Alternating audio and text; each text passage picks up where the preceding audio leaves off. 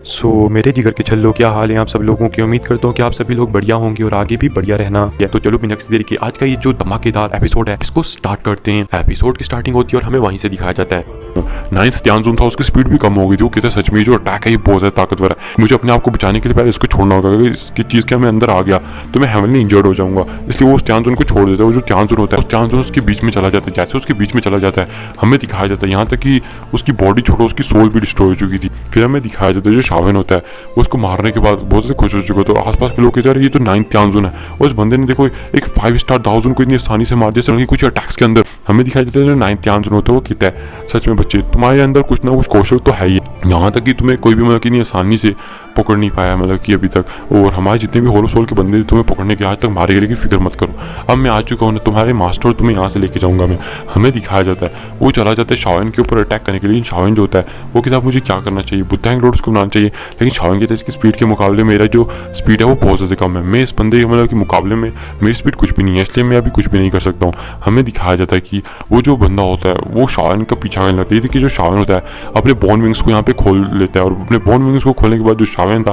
Powerful speed से यहाँ से बढ़ने लगता है। जैसे वो अपनी पावरफुल स्पीड से हमें दिखाया जाता है कि पीछे की तरफ इसको भागने की कोशिश कर रहा था। शावन देखते कि आसपास कुछ डिसाइपल जो थे वो मारे गए, यहाँ तक कि होलो सोल के भी कुछ बंदे मारे जा चुके थे यहाँ पे, लेकिन जो डिसाइपल थे वो ज़्यादा नहीं मरे थे, मतलब कि कुछ ही मरे थे। हमें दिखाया जाता है कि अचानक से वो जो त्यानजुन था वो शावन के एकदम नज़दीक टेलीपोर्ट होता है। देखिए शावन भी उसकी स्पीड को देख के शौक था, और वो जो त्यानजुन था शावन को एक जोरदार हमें दिखाया जाता है लात दे मारता है, जिसकी वजह से शावन होता है वो एक दूर जाके बड़े से पत्थर में लगता है, जिसकी वजह से उसके मुंह से एकदम खून आने लगता है। और आसपास के जो डिसाइपल ये फाइट देखे तो मतलब कि बहुत ज़्यादा निराश हो जाते हैं, क्योंकि एक उन्हें पता था कि जो शावन है वही अभी मतलब कि उनकी सबसे बड़ी उम्मीद थी, क्योंकि उसी ने उस त्यानजुन को मारा था। क्योंकि सब लोग मतलब कि शावन को बहुत ज़्यादा मतलब कि महान मानते थे। जब से मतलब कि शावन ने वो विंड लाइटिंग पवेलियन से पंगा कर लिया, जब वो बच्चे वापस आए तो उन्होंने सबको बताया था कि हाँ शावन की नज़र महान है, उसने क्या क्या कांड किए थे, जिससे सब लोग इस टाइम पे शावन के जबरे वाले फैन बन चुके थे। हमें दिखाया जाता है कि वो जो त्यानजुन होता है शावन को एक जोरदार मुक्का मारने की वजह से मतलब कि लात मारने की वजह से शावन के मुझसे बहुत ज़्यादा खून आ रहा था और वो इंजर्ड हो चुका था। अब शावन जो था उस बंदे के सामने बिल्कुल भी मतलब कि कोई रेसिस्ट नहीं कर सकता। वो बंदा जो होता है एकदम शावन के नज़दीक आता है। शावन के नज़दीक आने के बाद तो शावन को कहता है अब बच्चे तुम्हें मेरे साथ चलना ही होगा, और शावन के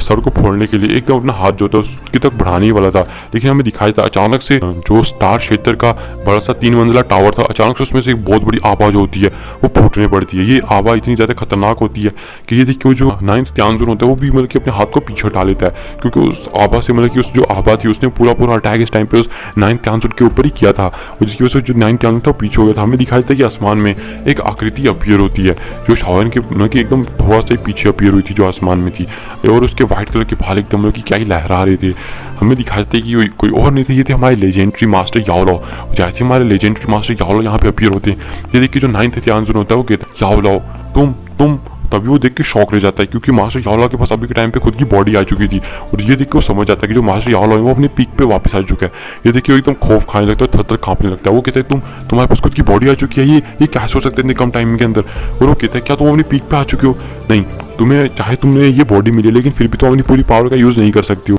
तुम इतने घमंडी होने की कोशिश मत करो, मैं फिर भी तुम्हें मतलब कि यहाँ पे मारने की हिम्मत करता हूँ, मैं तब भी तुम्हारे साथ फाइट कर सकता हूँ। और आसपास के डिसाइपल जब देखते हैं कि उनका जो पवेलियन मास्टर है वो आ चुका है, इनकी पवेलियन का लीडर यहाँ पे आ चुका है, तो वो खुश हो जाते हैं। हमें दिखाया जाता है कि तभी वो जो मास्टर याओलाओ होते हैं वो कहते हैं मेरी पावर चाहे जितनी भी हो, लेकिन तुम जैसे चींटी को मारने के लिए काफ़ी है, आगे कहते हैं हिम्मत भी कैसे जो तू मेरे सामने मेरे डिसाइपल को हाथ लगाने के लिए आया। हमें दिखाया जाता है ये सुन के वो कहता है याओलाओ मैं तुम्हें बताता हूँ। हमें दिखाया जाता है कि वो त्यान से फाइट करने लगते हो, जो मास्टर याओलाओ होते हैं वो शावन को कहते तुम थोड़ी देर रिलैक्स करो, तुम अभी बहुत ज़्यादा इंजर्ड हो चुकी हो तो अपने आप को ठीक कर लो। तो शावन कहते हैं जी मास्टर, और उसके बाद कुछ पिल्स को खा लेता है। पिल्स खाने के बाद हमें दिखाया जाता है कि मास्टर याओलाओ उस बंदे के साथ फाइट करते, जैसे उस बंदे के साथ फाइट करते हमें दिखाया जाता है कि जो इनकी फाइट थी वो घमासान चलती जाती। उनकी घमासान फाइट तो मतलब कि क्या ही चुम्बेश्वरी फाइट थी यार, मानना पड़ेगा इस फाइट को। और फिर हमें दिखाया जाता है शावन दूसरी तरफ देखता है कि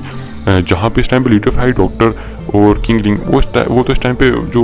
ब्लैक त्यानजुन था उसके ऊपर भारी पड़े हुए थे, और यहाँ पे जो फैंग जुनजे होते हैं वो भी उस टाइम पे उस त्यानजुन के ऊपर भारी पड़े हुए थे। और जो दाओजुन लेवल का वॉरियर था इस टाइम पे उसका खेल जो था वो मतलब कि लगभग जो याओ त्यानजुन थे वो निपटाने वाले होते हैं। हमें दिखाया जाता है कि जो फाइट थी बहुत ही मतलब कि खतरनाक चल रही थी, लेकिन इस टाइम पे जो फैंग जुनजे हैं वो थोड़े बहुत मतलब कि आप कह सकते हो इस टाइम पे घाटे में थे व्हाइट त्यांजुन के सामने, क्योंकि व्हाइट त्यांजुन की जो पावर थी वो फैंग जुनजे के सामने बहुत ज़्यादा थी। इसलिए हमें दिखाया जाता है तभी मास्टर याओ भी जब उस बंदे के साथ फाइट कर रहे थे वो इस चीज़ को देख लेते और इस चीज़ को देखने के बाद हमें दिखाया जाता है वो थोड़ा उस बंदे को एक जोरदार पंच मार के दूर भेज देते। पंच मारने के बाद हमें दिखाया जाता है एकदम अपने हाथ को स्पेस के अंदर डालते, जिसकी वजह से हमें दिखाया जाता है कि वो व्हाइट त्यांजुन ब्लैक त्यांजुन के पीछे अचानक से स्पेस में एक धार बनती है जहाँ से एक हाथ आता है और एक हाथ जो होता है वो जोर से उन दानों पे जाकर टकराते हैं, जिसकी वजह से वो जो दानव होते हैं खून की उल्टियाँ कर देते हैं वहीं पर। उनकी लगभग एक अटैक के अंदर ही पावर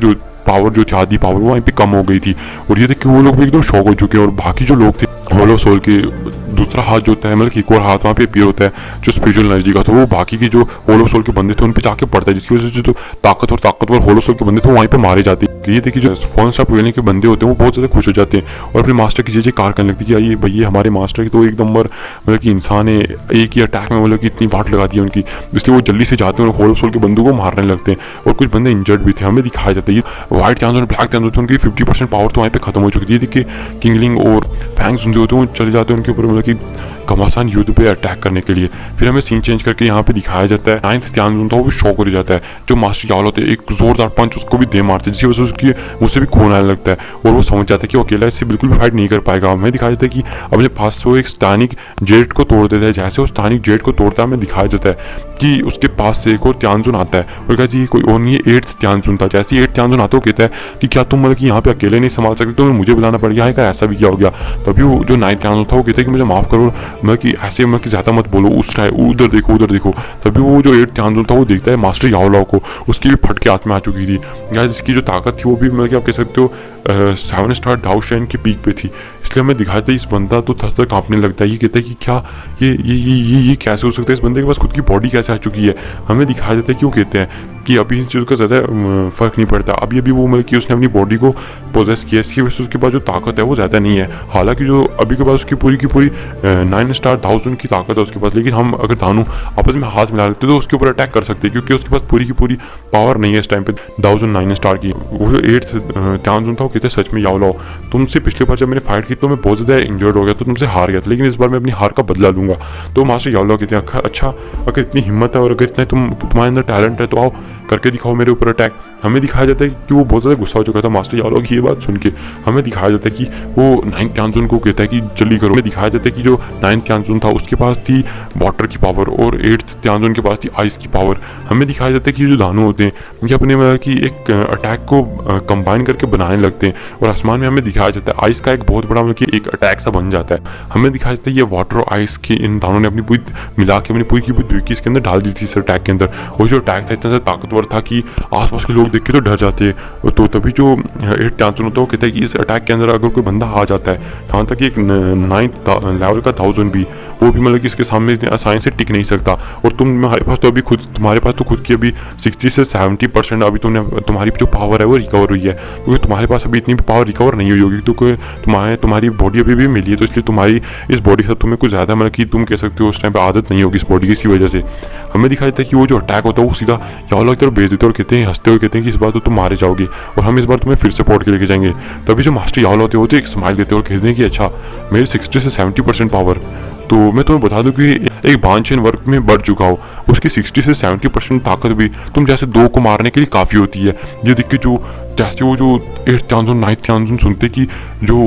याओ जुनजे इनकी मास्टर याओ है वो कह रहे हैं कि बांचेन वर्क का कोई बंदा हो उसकी 60 से 70% पावर भी काफ़ी होती है, तो थर कांपने लगती है क्योंकि पता लग जाता है कि जो मास्टर याओ है वो पहले ही बांचेन वर्क को तोड़ चुका है, इनकी बांचेन वर्क में आगे बढ़ चुका है। हमें दिखाई देता है मास्टर याओ अपने हाथ को थोड़ा सा हिलाते मूव करते और उस आप कह सकते हो आइस की सिल्ली के पास यानी कि जो आइस का वो जो अटैक था उसके आसपास एक स्पेस में दरार पड़ जाती है, जिसकी वजह से वो जो आसपास और भी ज़्यादा स्पेस की दरारें पड़ने लगती है, जिसकी वजह से वो एक स्वेलिंग पावर को लगाती है और वो जो अटैक होता है मास्टर याओ से पहुंचने से पहले वहाँ आसमान से मतलब कि उस स्पेस के अंदर गायब हो जाता है। ये देख के वो जो 8th त्यांजुन और 9th त्यांजुन तो उनकी फटके हाथ में आ जाती है। वो कहते हैं क्या